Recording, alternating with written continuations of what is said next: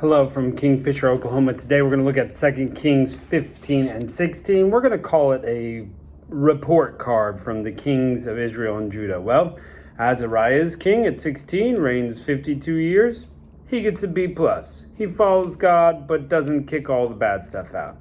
Zechariah gets an F. He doesn't depart from sin. Shallum, he only is a month a king. He doesn't even get a report card. He's dead. Mahanaim, F. Bribes Assyria to help him. Nobody seeks God out. Pekahiah, F. Pekah, F. In his days, some of Israel gets carried off to Assyria. Jotham gets a B+. Why? Because he follows God. It's really simple, people. It's almost like pass-fail. But Jotham gets a B+ because he doesn't clear out all the foreign gods. Ahaz, F. Kills some of his children by fire, lets Assyria plunder God's treasury in the temple to fight off Aram, and he even builds an altar in a foreign city to offer sacrifices on. This is crazy stuff, people.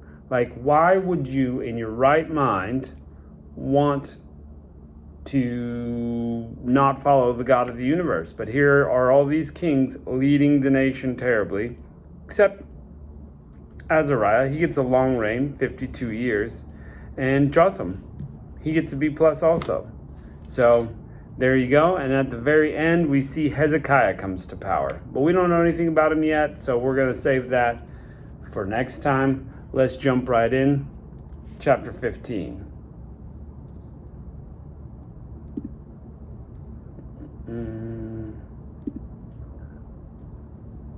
In the 27th year of Jeroboam, the king of Israel, began Azariah, son of Amaziah, king of Judah. At least they didn't pick another J name. 16 years old was he when he began to reign, and he reigned 52 years in Jerusalem. His mother's name was Jecoliah of Jerusalem. And he did that which was right in the sight of the Lord, according to all his father Amaziah had done. And we kind of actually see that the kings of Judah feel like they do slightly better. Not all the way across the board. Save that the high places were not removed. The people sacrificed burnt incense still on the high places. And the Lord smote the king, so that he was a leper till the day of his death, and dwelt in a several house. And Jotham the king's son was over the house, judging the people of the land. So we don't know why he, not here anyway, maybe we'll hear in Chronicles when we get there, but why he's a leper. The rest of the acts of Azariah and all he did, are they not written in the book of the Chronicles of the kings of Judah? So Azariah slept with his fathers, and they buried him with his fathers in the city of David, and Jotham his son reigned in his stead. In the 38th year of Azariah, king of Judah, did Zechariah the son of Jeroboam reign over Israel. 6 months. Zechariah, F. Son of Jeroboam the second. That which he did was evil in the sight of the Lord, as his fathers had done, departed not from the sins of the Jeroboam, son of Nebat, who made Israel sin. Shallum, the son of Jabesh, conspired against him and smote him before the people, slew him, and reigned in his stead. The rest of the acts of Zechariah, are they not written in the book of the Chronicles of the kings of Israel? This was the word of the Lord which he spake unto Jehu, saying, Thy son shall sit on the throne of Israel unto the 4th generation. And so it came to pass. Ooh, another prophecy. Love it. Shallum, the son of Jabesh, began to reign in the 39th year of Uzziah, the king of Judah, and he reigned a full month in Samaria. Good for him. And it's a full month longer than I've ever been king. For Mahanaim, the son of Gadi, went up to Tirzah and came to Samaria, and smote Shallum, and the son of Jabesh, in Samaria, and slew him, and reigned in his stead. Messy. And the rest of the acts of Shallum and his conspiracies which he made, behold, they are written in the book of the Chronicles of the kings of Israel. Then Mahanaim smote Tifsha, and all that therein, and the coast therefore of Tirzah, because they opened not to him. Therefore he smote it, and all the women therein were with child he ripped up. Not good.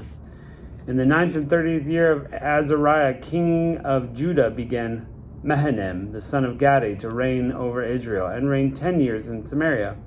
And he did what was evil in the sight of the Lord, and departed not from all his days the sins of Jeroboam, the son of Nebat, who made Israel to sin.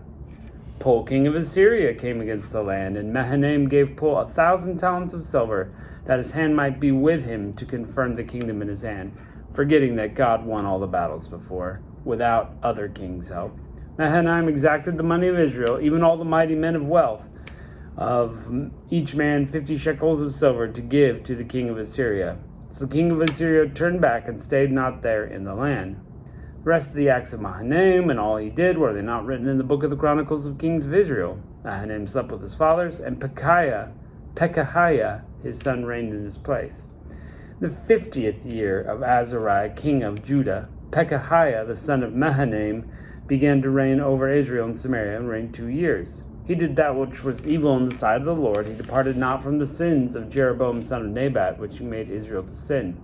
But Pekah, the son of Remaliah, a captain of his, conspired against him and smote him in Syria. It's like a bloodthirsty business in Israel there. They're killing each other. And in the palace of the king's house, and in Argob and Area, and with him 50 men of the Gileadites, and he killed him and reigned in his room. And the rest of the acts of Pekahiah and all he did, behold, they're written in the book of the Chronicles of the Kings of Israel. In the 52nd year of Azariah. See how it goes here? Azariah is just this long reign.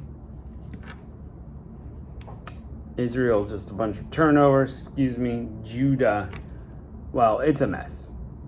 Pekah, the son of Remaliah, began to reign over Israel and Samaria, and reigned 20 years.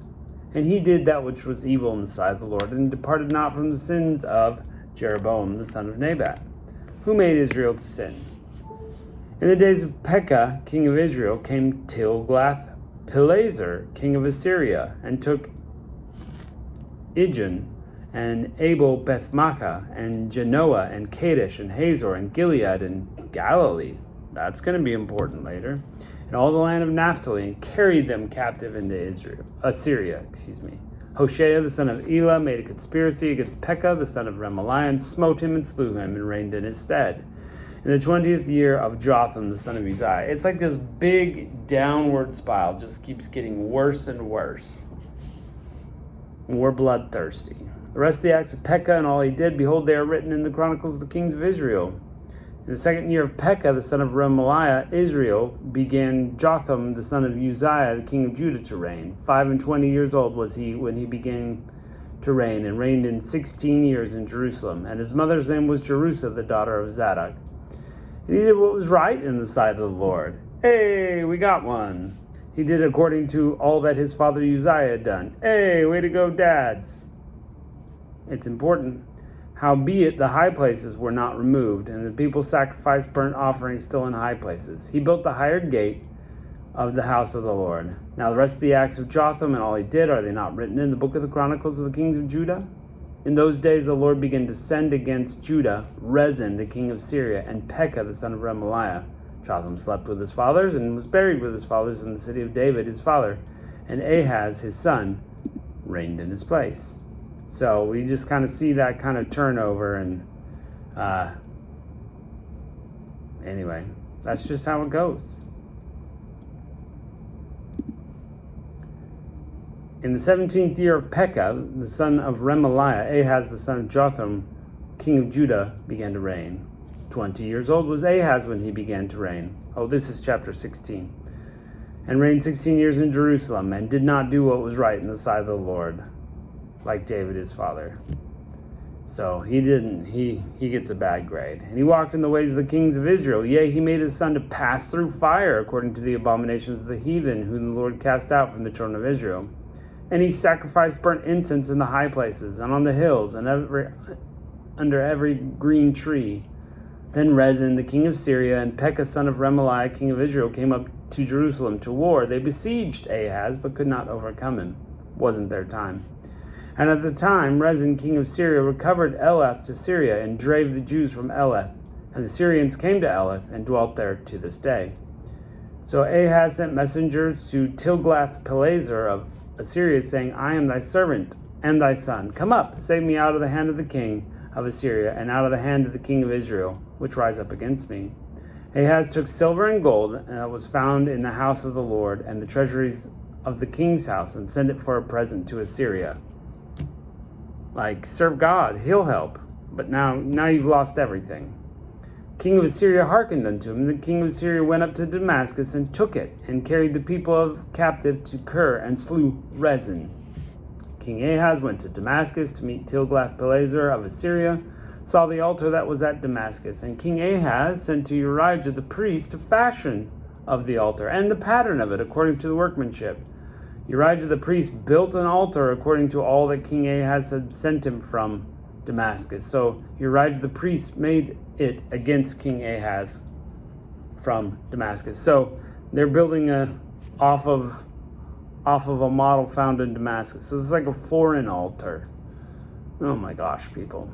And when the king was come from Damascus, the king saw the altar. The king approached the altar and offered thereon. He burnt his burnt offering and his meat offering, and poured his drink offering, and sprinkled blood and peace offerings upon the altar. And he brought the brazen altar, which was before the Lord, from the forefront of the house, between the altar of the house, and put it on the north side of the altar. So he's rearranging the way God's got things. Oof. That's bold. Not a good choice, but bold. King Ahaz commanded Urijah the priest, saying, upon the great altar burn the morning burnt offering, and the evening offering, and the king's burnt sacrifice, and his meat offering, and the burnt offering, and all the people, and all their meat offering, and their drink offerings, and sprinkle it upon the blood of the offering, and all the blood of the sacrifice, and the brazen altar shall be for me to inquire by.